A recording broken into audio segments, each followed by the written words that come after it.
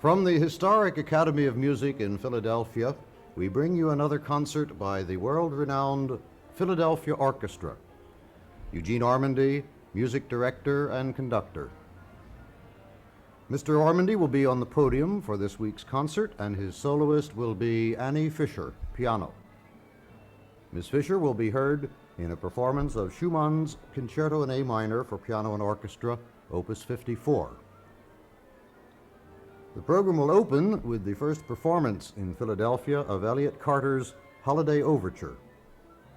The second portion of the program will be devoted to a performance of Tchaikovsky's Symphony No. 4 in F minor, Opus 36.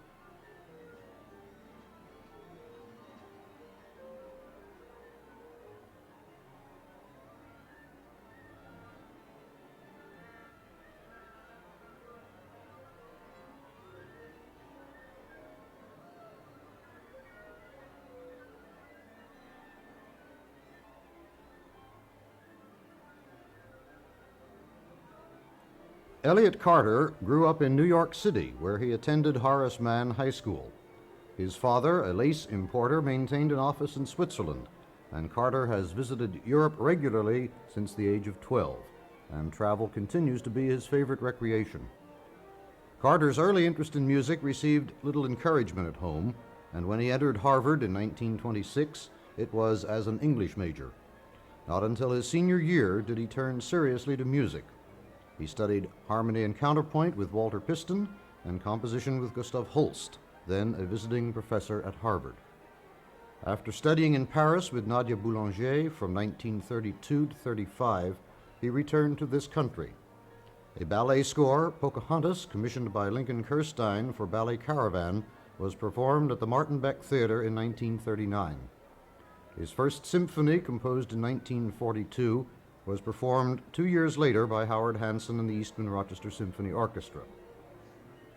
Between 1947 and 1954, Mr. Carter devoted himself exclusively to chamber music, composing a prize-winning string quartet, a woodwind quintet, and sonatas for various instruments.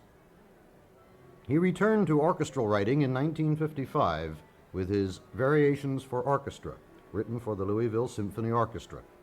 His double concerto for harpsichord, piano, and two chamber orchestras, commissioned by the Fromm Foundation, was performed in 1961. Carter has held 2 Guggenheim Fellowships and was the 1953 winner of the Prix de Rome. His second string quartet won the Pulitzer Prize and the New York Music Critics Circle Award in 1960. Carter has served on the faculties of the Peabody Conservatory, Columbia University, Yale, and St. John's College at Annapolis. At St. John's, in addition to supervising the college's music, he taught Greek and mathematics. In cooperation with the Dean of St. John's, philosopher Scott Buchanan, Carter devised a special course required of all students in which music was studied for its mathematical as well as its aesthetic qualities. The Holiday Overture, the work which we're about to hear, receiving its first performance by the Philadelphia Orchestra, was composed in 1944 during a visit to Fire Island, New York. Our conductor, Eugene Ormandy, is now making his way from the wings to the podium here on the stage of the Academy of Music in Philadelphia, and in a moment will open this week's concert by the Philadelphia Orchestra performing for the first time the Holiday Overture by Elliott Carter.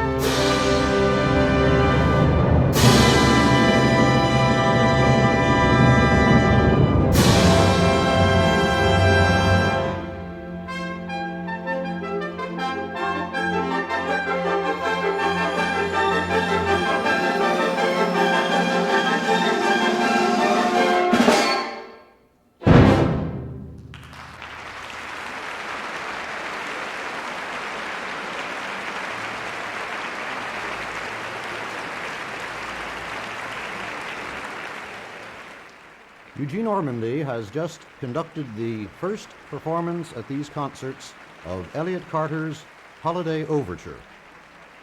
The composer is with us in the Academy of Music on this occasion and is now making his way to the center of the stage to join Mr. Ormandy in acknowledging the warm reception which our audience here in the Academy of Music is tendering this first performance.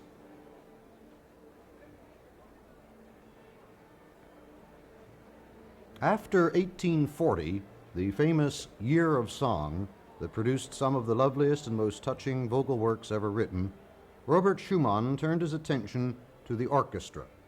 In the summer of 1841, he composed a large-scale work for piano and orchestra that he entitled Fantasia in A minor. The work had a private performance. Clara Schumann was the soloist at a Leipzig Gewandhaus rehearsal, held chiefly to enable Schumann to hear and make revisions in his first symphony. Schumann tried to have his Fantasia published, but without success. He laid the score aside for 3 years, during which he edited the Neue Zeitschrift für Musik, taught composition at the newly founded Leipzig Conservatory, and accompanied his increasingly famous wife on concert tours that took them as far away as Russia. In 1845, Schumann and his family were in Dresden, where he received a score of Tannhäuser autographed to Robert Schumann from his friend Richard Wagner. Shy, self-effacing Schumann was amused by Wagner's cheeky audacity, but considered him rather a poor musician. In Dresden, Schumann took up his Fantasia again. It had occurred to him that the work would serve splendidly as the opening movement of a piano concerto. He finished the 2 additional movements needed to round out the work's design in the summer of 1845. The new concerto had its first performance in Dresden on the 4th of December, 1845. Clara Schumann was the soloist, and Ferdinand Hiller, to whom the work is dedicated, conducted.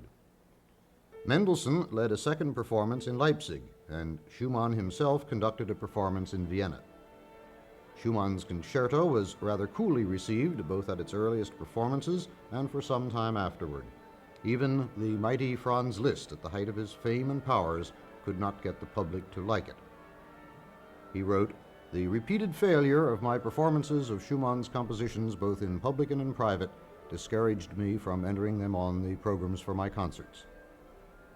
But the A minor concerto had too much vitality to die, and it gradually became established as a concert hall fixture, an indispensable item in the repertoire of every concert pianist. The concerto is in 3 movements, the first marked Allegro affettuoso, the second an intermezzo, Andantino grazioso, and the concluding movement, a finale marked Allegro vivace. Our guest soloist, Miss Annie Fischer, is now making her way to the piano here on the stage of the Academy of Music. Behind her, our conductor, Eugene Ormandy, and in a moment, with the Philadelphia Orchestra, they will bring us a performance of Robert Schumann's Concerto in A minor for piano and orchestra, Opus 54.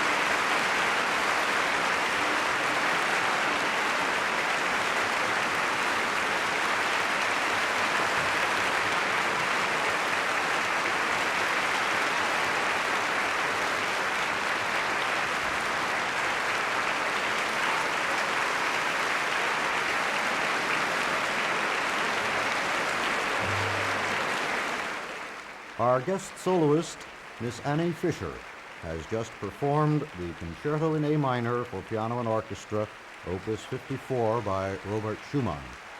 Eugene Ormandy conducted the Philadelphia Orchestra. After a brief pause, our program will conclude with a performance of Tchaikovsky's Symphony No. 4 in F minor, Opus 36.